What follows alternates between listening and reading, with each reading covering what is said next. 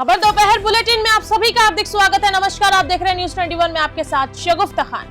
खबर डीग से है, जहां जिला कलेक्टर डीग श्रुति भारद्वाज ने कामा उत्सव स्वतंत्रता दिवस की तैयारियों की समीक्षा के लिए बैठक बुलाई। कलेक्टर ने कहा कि समस्त अधिकारियों ने मुड़िया पूर्णिमा मेला में बेहतरीन कार्य किया है। उन्होंने कहा कि मुड़िया मेले के तरह ही अधिकारी कामा उत्सव और स्वतंत्रता दिवस में भी साफ सफाई, पेयजल, बिजली इत्यादि सुविधाएं सुनिश्चित करें। कामा उत्सव के दौरान राजस्थानी लोक कलाकारों द्वारा सांस्कृतिक कार्यक्रम आयोजित किए जाएंगे। बैठक में जिलाधीश द्वारा राजस्व कार्यों की समीक्षा, वृक्षारोपण अभियान की प्रगति एवं बजट के क्रियान्वयन के संबंध में किए गए कार्यों की विस्तार से चर्चा की गई। कलेक्टर ने बताया कि डीग में 10 अगस्त से 31 अगस्त तक अतिक्रमण हटवाने के लिए कैंपेन चलाया जाएगा। डीग से पंकज शर्मा की रिपोर्ट। खबर जोधपुर से है, जहां पुलिस कमिश्नरेट के बासनी थाना क्षेत्र के सांगरिया बाईपास पर एटीएम से रुपए निकालकर लौट रहे युवक ने बोलेरो में आए बदमाशों पर रुपए ले जाने का आरोप लगाते हुए रिपोर्ट दर्ज करवाई है। युवक की रिपोर्ट पर एक्शन में आई पुलिस ने एटीएम और आसपास की जगहों के सीसीटीवी फुटेज खंगाले, लेकिन कहीं भी लूट का सुराग नहीं मिला। पुलिस को युवक पर लूट की झूठी कहानी रचने का संदेह है। बासनी थाने के एएसआई चेतन कुमार ने बताया कि लक्ष्मी नगर निवासी अभिमन्यु गुप्ता की रिपोर्ट पर पुलिस ने तुरंत टीम गठित करते हुए आसपास की जगह के सीसीटीवी फुटेज खंगाले, लेकिन कहीं पर भी सुराग नहीं मिले। जांच में सामने आया कि युवक ने पूरी कहानी ही झूठी रची है। लूट के बताए गए रुपए उसके घर से बरामद किए गए। फिलहाल युवक को हिरासत में लिया गया, उससे पूछताछ की जा रही है। जोधपुर से मनोहर सिंह की रिपोर्ट। करीब 1 बजे अभिमन्यु गुप्ता नाम का एक लड़का आया और बताया कि मेरे पास 2,60,000 रुपए थे। तो सांगरिया बाईपास एटीएम के बाद जैसे ही मैं निकला, एक बोलेरो गाड़ी आई, उसमें 5 आदमी सवार थे और मेरे को बोला कि हम साइबर से हैं, इस बैग में क्या है। ये कहानी झूठी कहानी लेके, जिस पर त्वरित टीम गठित कर कैमरे चेक करवाए गए, उससे पूछताछ की गई तो कहानी झूठी निकली और रुपए बरामद हो गए। उनके घर से जो छुपा के रखे थे वो अपने लाके पेश किए। कितने रुपए थे? 2,60,000। खबर डीग से है, जहां शहर के ऐतिहासिक लक्ष्मण मंदिर पर 25 जुलाई से 31 जुलाई तक आयोजित हो रही श्रीमद् भागवत कथा, ज्ञान यज्ञ एवं संत समागम महोत्सव का गुरुवार को कलश यात्रा के साथ शुभारंभ हुआ। इस दौरान सर्वप्रथम मंदिर परिसर में डीग जिला कलेक्टर श्रुति भारद्वाज के मुख्य आतिथ्य में पूजा अर्चना की गई। कथा के प्रथम दिवस व्यासपीठ पर विराजमान लक्ष्मण मंदिर के महंत पूज्य पंडित मुरारीलाल पाराशर ने भगवत जी के महात्म्य पर प्रकाश डालते हुए कहा कि कोई भी कथा सुनने का फायदा तब होता है जब हम उस कथा के रस को अपने जीवन में उतारेंगे और उसका स्मरण करेंगे। डीग से पंकज शर्मा की रिपोर्ट। खबर दौसा के मेहंदीपुर बालाजी क्षेत्र से है, जहां पुलिस के हाथ बड़ी सफलता लगी है। एसपी रंजीता शर्मा के निर्देश पर अंतर्राष्ट्रीय गैंगस्टर जगदीप उर्फ जग्गू भगवानपुरिया को गिरफ्तार करने में सफलता प्राप्त की है। मुखबिर से सूचना मिलने पर एएसआई शीशराम में जाब्ते के घटना स्थल पर पहुंचे तो मेहंदीपुर बालाजी हेलीपैड की तरफ एक व्यक्ति रास्ते में खड़ा हुआ दिखाई दिया। बंदे के हाथ में एक कैरी बैग था। वह व्यक्ति पुलिस जाब्ते को देखकर भागने लगा, जिसमें घेरा देकर पुलिस ने दबोच लिया। आरोपी का नाम जशनप्रीत सिंह उर्फ सरदुल सिंह है, जो अमृतसर पंजाब का निवासी है। अभियुक्त के कब्जे से 4 पिस्टल मैगजीन लगी हुई व 2 मैगजीन अलग 18 जिंदा कारतूस बरामद किए गए। अभियुक्त को कोर्ट में पेश किया गया, जहां पर कोर्ट ने उसे 7 दिन के पुलिस रिमांड पर सौंपा है। दौसा से विष्णु आशीर्वाद की रिपोर्ट। दिनांक 30 जून को हमें सूचना मिली कि एक व्यक्ति बालाजी में हेलीपैड की तरफ हथियार लेके जा रहा है, जो वारदात की बात है। टीम भेज करके उसको पकड़ा, मौके पे पकड़ा, तो जिसके पास से 4 पिस्टल, 6 मैगजीन और 18 राउंड मिले। उसके खिलाफ प्रकरण दर्ज कर अनुसंधान किया। दौरान अनुसंधान पाया गया कि उक्त का जो करते हैं वो एक पंजाब का बहुत बड़ा गैंगस्टर है, जगदीप उर्फ जग्गू भगवानपुरिया, जिसकी सह से और जिसके निर्देशों पर वो इस चीज़ को कर रहा था। तो बाद अनुसंधान में जुर्म प्रमाणित होने पर इसको बठिंडा जेल से लेके आए हैं, जिससे संबंध में गहनता से पूछताछ की जाएगी। आमतौर पर पाया गया है कि ये एक पंजाब का बहुत बड़ा गैंगस्टर है, जिसके हत्या के प्रयास के और हथियारों की खरीद फरोख्त के सैकड़ों मुकदमे दर्ज हैं। तो इस संबंध में से गहनता से पूछताछ की जा रही है। बात पूछताछ जो चीज़ होगी उसमें कार्रवाई की जाएगी। सर, इसमें जो आपराधिक रिकॉर्ड क्या मिले राजस्थान में इसके गैंगस्टर के खिलाफ? अभी आपराधिक रिपोर्ट प्राप्त करने का प्रोसेस जारी है। तो कल रात को ही लेके आए हैं, जिसको आज कोर्ट में पेश किया गया था। इसको अभी पुलिस रिमांड में चल रहा है। अनुसंधान में जो चीज़ सामने आएगी अपन नियम अनुसार कार्रवाई करेंगे। कितने दिन का रिमांड है? हथियार सप्लाई की कोई मामले कहाँ सप्लाई करने वाले थे? उस संबंध में अभी पूछताछ की जा रही है। जो भी चीज़ें जानकारी सामने आएगी। कितने दिन का रिमांड है? अभी पुलिस का चल रहा है, जैसे अभी तो 7 दिन का लिया है पुलिस, अगर जरूरत पड़ेगी तो और भी। खबर जाजपुर से है, जहां सफाई कर्मचारी भर्ती में वाल्मीकि समाज को प्राथमिकता देने को लेकर नगरपालिका के सफाई कर्मियों ने गुरुवार को सामूहिक अवकाश पर रहते हुए मांगे नहीं मानने तक अनिश्चितकालीन हड़ताल पर रहने की घोषणा की है। नगरपालिका से एसडीएम कार्यालय तक रैली निकाली। सफाई कर्मचारियों ने उपखंड अधिकारी सुरेंद्र बी पाटीदार व नगरपालिका अधिशासी अधिकारी राघव मीणा को ज्ञापन सौंपा। सफाई कर्मियों की हड़ताल के चलते पालिका क्षेत्र में गंदगी का अंबार लग रहा है, जिससे आमजन को परेशानी का सामना करना पड़ रहा है। अखिल भारतीय सफाई मजदूर कांग्रेस के अध्यक्ष जीवन राम घारू ने बताया कि सफाई कर्मचारी भर्ती में वाल्मीकि समाज के लोगों को प्राथमिकता देने की मांग को लेकर यह कदम उठाया गया। जहाजपुर से आजाद नैब की रिपोर्ट। खबर सवाई माधोपुर से है, जहां नगर परिषद में व्याप्त भ्रष्टाचार के मामले सामने आने लगे हैं। आम जनता तो नगर परिषद को नरक परिषद तक कहने लगी है। सभापति सुनील तिलकर ने पदभार ग्रहण करने के बाद संबंधित कर्मचारियों से स्टोर शाखा व कैश शाखा के दस्तावेज बिल वाउचर मांगे, जिस पर दोनों कर्मचारियों ने दस्तावेज जमा नहीं कराए। सभापति ने इस मामले में नगर परिषद के स्टोर व कैश शाखा प्रभारी नितेश गौड़ तथा कनिष्ठ सहायक राकेश चावला की शिकायत निर्देशन को दी। शिकायत के आधार पर निदेशक सुरेश ओला द्वारा दोनों कर्मचारियों को जयपुर जिला मुख्यालय पर एपीओ कर दिया गया है। चाहे आवासीय पट्टों पर मामला हो या अन्य निर्माण कार्यों पर, अन्य टेंडर का मामला हो, अगर इन सब मामलों की गहनता से जांच की जाए तो शायद ही कोई कर्मचारी जेल की सलाखों के पीछे जाने से बच पाए। नगर परिषद में बड़े स्तर पर हेराफेरी की आशंका जताई जा रही है। सवाई माधोपुर से लोकेश टटवाल की रिपोर्ट। लगातार इनकी शिकायतें मैंने जब से कार्यभार संभाला, जब से लगातार इनकी शिकायतें मिल रही थी। सबसे ज़्यादा जो शिकायत थी वो स्टोर शाखा में थी। स्टोर शाखा में भारी गड़बड़ झाला है और अनावश्यक कार्यों के भुगतान वहाँ पहले किए जाते हैं और उसमें हमारा कैशियर भी इन्वॉल्व है। जब मेरे द्वारा उनसे वाउचर मांगे गए तो मुझे वाउचर उपलब्ध नहीं कराए गए, जो घोर लापरवाही की श्रेणी में आता है। इस कारण मेरे द्वारा मंत्री महोदय को अवगत कराया गया तो मंत्री महोदय ने निदेशक डीएलबी से इनको कल एपीओ करवा दिया है और इन्हें तुरंत प्रभाव से निदेशालय जयपुर में ज्वाइन करने के लिए कहा है। खबर धौलपुर के बाड़ी क्षेत्र से है, जहां ग्राम गुमट बड़ा बाग के निवासियों ने पिछले 30 सालों से बिजली कनेक्शन जारी नहीं किए जाने पर उपखंड अधिकारी को गुहार लगाई है। आरोप है कि फाइलों को विद्युत विभाग के कर्मचारी जमा तो करा लेते हैं, लेकिन उन पर कोई कार्रवाई नहीं की जाती। उनको हर बार झूठा आश्वासन दिया जाता है। ऐसे में उनके बच्चों का भविष्य अंधकार में हो गया है। बच्चे रात के अंधेरे में पढ़ाई नहीं कर पाते। कई बार ये परिवार शिविरों में जाकर अधिकारियों से गुहार लगा चुके हैं, लेकिन कहीं पर कोई सुनवाई नहीं है। ऐसे में इन परिवारों के मुखियाओं द्वारा महिलाओं के साथ एसडीएम राधेश्याम मीणा को ज्ञापन सौंपा है। ज्ञापन में उन्होंने अवगत कराया कि पिछले 30 वर्षों से उनके परिवार के लोग लगातार विद्युत विभाग से कनेक्शन की मांग कर रहे हैं। कई बार उनकी फाइलों को जमा तो कर लिया गया है, लेकिन बाद में ना कोई कमी निकाल कर कनेक्शन नहीं दिया गया। एसडीएम राधेश्याम मीणा ने बताया कि मामले को लेकर डिस्कॉम के एक्सीएन को निर्देश दिए हैं और जांच कर तुरंत बिजली कनेक्शन कराई जाने के लिए कहा गया है। धौलपुर से राकेश कुमार गोस्वामी की रिपोर्ट। ये मेरे मोहल्ले वासी है, ये लगभग 35-40 साल से बिजली से परेशान है। ये 7 बार फाइल लगा चुके हैं, लेकिन हर बार इनकी कनेक्शन नहीं दिया है बिजली विभाग ने।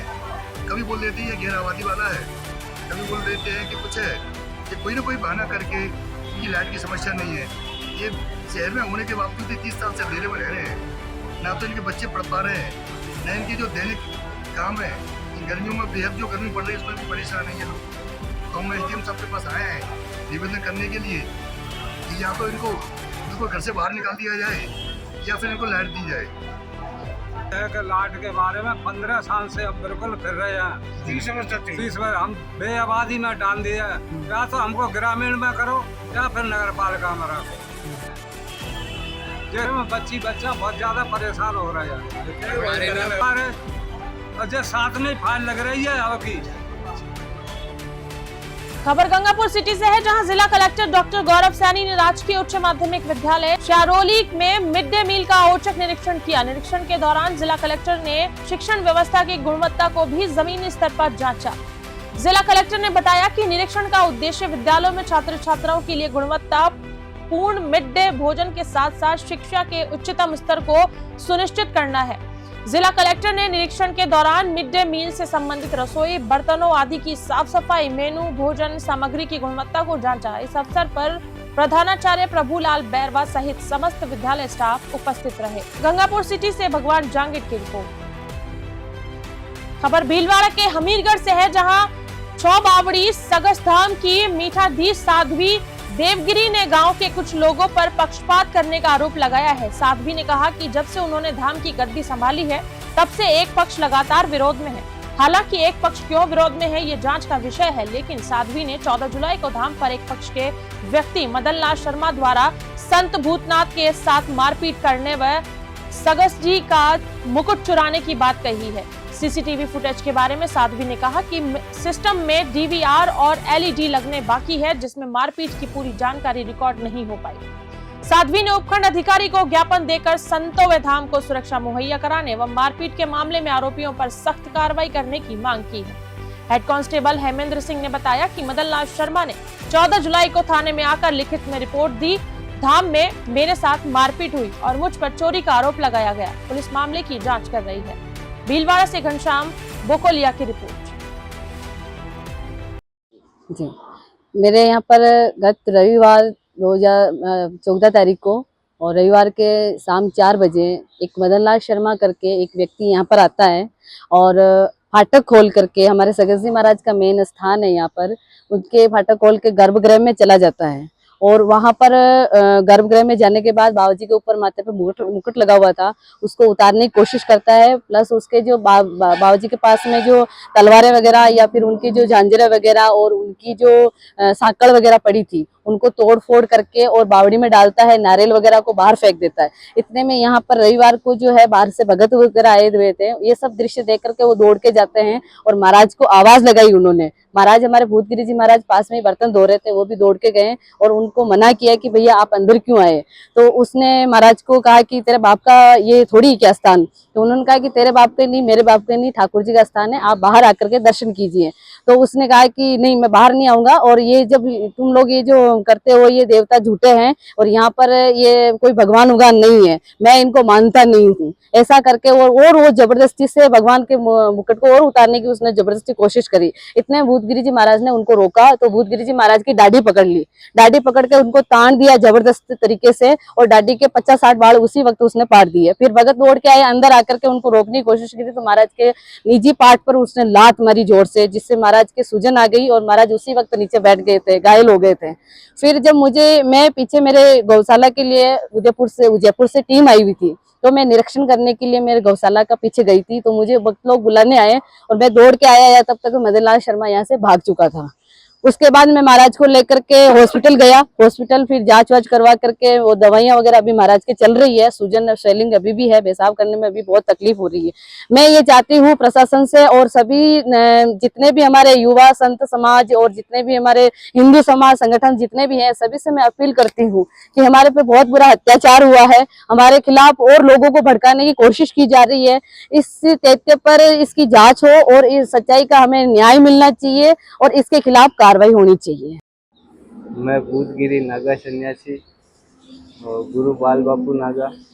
रविवार 14 तारीख का रविवार था, मैं यहाँ मेरे नित्य कर्म कर रहा था, भगवान के बर्तन धो रहा था, तभी यहाँ गांव के मदन लाल शर्मा करके, मैं जानता नहीं था, फिर नाम बाद में पता चला, वो आए तो अंदर चले गए।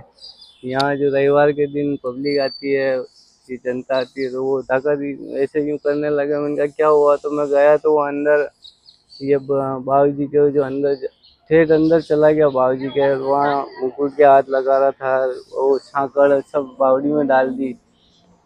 फिर मैंने एकदम पूछा, मैं क्या अंदर क्यों आया, अंदर तो कोई आते ही नहीं, आप कैसे अंदर चले गए। तो वो तो डायरेक्ट ही मेरे को कह तेरा बाप का है। मैं तो मेरा बाप का ही नहीं है, आपका ही नहीं है, ये तो बाप जी का है भाई, हमारा तो क्या है गुरुस्तान ही है। तो फिर उसने मेरी यहाँ दाढ़ी पकड़ी, बाल भी टूट गए, फिर यहाँ मेरे यहाँ लात भी लग गई, तो यहाँ लगी भी है 5-7 दिनों का। फिर सब दौड़ के आए, बचा है मेरे को। इतने में हमारे गुरु बहन पीछे थी, वो भी आई, फिर वो ऐसे फिर वो इधर से पीछे चला गया। यह घटना सुन रहा, इसलिए क्या हमें भी न्याय मिलना चाहिए। ठीक है। क्या नाम है? भूतगिरी नाम है हमारा। तो कितना टाइम से है बाबा? 6 साल हो गए बाबा। 2024 को रविवार के दिन 5 बजे मेरी बेटी, जवाई और मेरे 2 बच्चों के साथ सगत जी चौबावड़ी सगत जी के वहाँ पे दर्शन करने गया था। और प्रसाद चढ़ाने के जैसे ही मैंने प्रसाद चढ़ाने लगा तो पीछे से जो वो नागा साधु है, भूतनाथ गिरी और देवगिरी जी और एक उनका ड्राइवर, तीनों दौड़ते हुए आए और मेरे पीछे से शर्ट पकड़ के खींचा और मेरे थप्पड़ मारी 2-3। उसके बाद हाथापाई हुई और उसके बाद वो दौड़ के गया और पिस्तौल लेके आया और धमकी देके बाहर निकाल दिया। तीनों को धक्का, 500 को हम परिवार वालों को धक्का मारकर बाहर निकाल दिया और बोला कि आज के बाद यहाँ पैर मत रखना, नहीं तो पैर काट दूंगी। और आए दिन वो हर किसी के साथ ऐसे मारपीट और करते रहते हैं। आपने उनके बाल नोचे? मैंने कोई उनके बाल नहीं नोचे और धक्का मुक्की में कहीं हाथ लग गया हो तो अलग बात है। बाकी वहाँ पे कैमरे लगे हुए हैं, सीसीटीवी चेक किए जाए, जिसकी गलती हो उसको पनिशमेंट दिया जाए। नशा करते और वहाँ पे नशे का काम होता है, 24 घंटे अफीम, गांजा, भांग सब जो उनके जैसे आते हैं वो अफीम के नशे में होते हैं, धक्का मुक्की करते हैं और यही काम करते हैं। दूसरे कोई यात्री सही आते हैं उनको वहाँ ठहरने भी नहीं देते वो लोग, और आए दिन मारपीट करना, धक्का देना।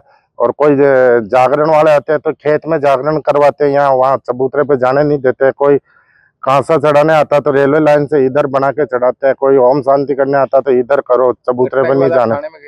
घटना के बाद मैं आधे घंटे बाद ही थाने में पहुंच गया और मैंने रिपोर्ट दर्ज कराई, जो अभी तक रिपोर्ट FIR दर्ज नहीं हुई। उसके बाद मैंने SDM कार्यालय में भी ये रिपोर्ट दी, SDM कार्यालय में भी कार्रवाई करने के लिए, उसके बाद भी कोई कार्रवाई अभी तक नहीं हुई। क्या नाम आपका? मेरा नाम मदन लाल शर्मा, अमीरगढ़ से। वाली देना, हमारे को भी मर्डर करने के चक्कर में एक बार वो मंदिर पर गई है आदमियों को लेके। कौन से मंदिर पर? ये नदी के ढाबे पर। अच्छा। वहाँ महाराज जी बैठे हुए, उनको पता है, बालाजी के मंदिर पर। और हम 9 साल से इसके डर के मारी बाहर घूम रहे हैं और कह रही है कि तेरा मर्डर करवा दूंगी। तूने किसी को भी बोला ये बातें, तेरे गुरु को जो मैंने बातें बोली है? तो आज मैं खुल के ये बातें कह रहा हूँ, क्योंकि मेरा साथी कोई था नहीं, मैं बाहर घूम रहा हूँ, तो ये किसी से भी मर्डर करवा सकती है, किसी समय पे भी। और कहती है कि मेरा एरिया है, तो यहाँ से चला जाना कहीं तेरे गांव तरफ, नहीं तेरा मर्डर करवा दूंगी। इसे करके धमकी दे के हमको बाहर भगवा रही है। आपका नाम? श्यामगिरी जी। क्या करेंगे? दिनांक 14/7 को मदन लाल शर्मा है, कस्बा निवासी अमीरगढ़ का, उसने एक रिपोर्ट दी थी परिवार में कि सगत जी का स्थान है, वहाँ पे मैं दर्शन करने गया था परिवार सहित। तो वहाँ पे मेरे साथ में नागा साधु जी है, जो सगत जी के देवगिरी जी है, उन्होंने मेरे साथ में मारपीट की, जिस पर परिवार दर्ज कर जांच सीमा SHO साहब द्वारा मुझे वन हेड कांस्टेबल को दी गई। जांच शुरू की गई, तो जांच में मौके पे जाकर बयान लिए गए, जिसमें जांच से पाया गया है कि प्रथम दृष्टया कोई अपराध प्रमाणित नहीं पाया जाता है। क्या किस तरह की जांच की आपने वहाँ पर? क्या मदन लाल शर्मा ने अपनी रिपोर्ट में लिखाया था पिस्टल दिखाना और मेरे साथ में मारपीट करना दिखाया था। जबकि मदन लाल जी जब वहाँ दर्शन करने गए थे तो गर्भगृह होता है मंदिर में, वो मंदिर के पुजारी ही जा सकते हैं, जहाँ पर मदन जी अंदर बिना अनुमति के प्रवेश कर गए थे। इसी बात को लेकर साधु जी और इनके बीच में कहा सुनी हुई थी और उन्होंने कहा था आप यहाँ से बाहर निकल जाइए, और इसी बात की रंजिश पालते हुए फिर मदन लाल जी ने थाने में आकर रिपोर्ट दी थी। तो प्रथम दृष्टया कोई अपराध नहीं पाया जाता। वहाँ पे अवैध गतिविधियाँ नहीं, ऐसी कोई गतिविधियाँ सर वहाँ नहीं पाई गई। नहीं पाई गई। वहाँ CCTV कैमरे लगे हुए उसके बारे में? सर कैमरे खराब पड़े हुए थे सर, वहाँ पे कैमरे चेक किए हुए थे सर, दिनांक 5 से सर, 5 तारीख से। आपने उन कैमरे के DVR उठाया वहाँ से? सब चेक कर लिए सर। आपने वहीं पे चेक कर लिए? हाँ सर, वहाँ चेक किया। देवगिरी जी का ये कहना है कि उनके द्वारा किसी की मारपीट की गई, मदन जी द्वारा ही मारपीट की गई, कितनी सत्यता है? इनके बीच में आपस में कहा सुनी हुई थी सर, पूजा को लेकर, और प्रसाद चढ़ाने को लेकर। तो उन्होंने कहा था आप गर्भ में मत जाइए, तो मदन जी ने बिना अनुमति के गर्भ में गए थे। इसी बात को लेकर साधु जी और मदन जी के बीच में कहा सुनी हुई थी। मारपीट नहीं हुई? मारपीट जैसी नहीं हुई सर, कहा सुनी हुई थी। नाम आपका नाम? हेमंत सिंह, हेड कांस्टेबल, थाना अमीरगढ़। दोपहर राजस्थान बुलेटिन में फिलहाल के लिए इतना ही। सही, सटीक और निष्पक्ष खबरों को देखने के लिए यूं ही बने रहे न्यूज़ 21 पर। नमस्कार।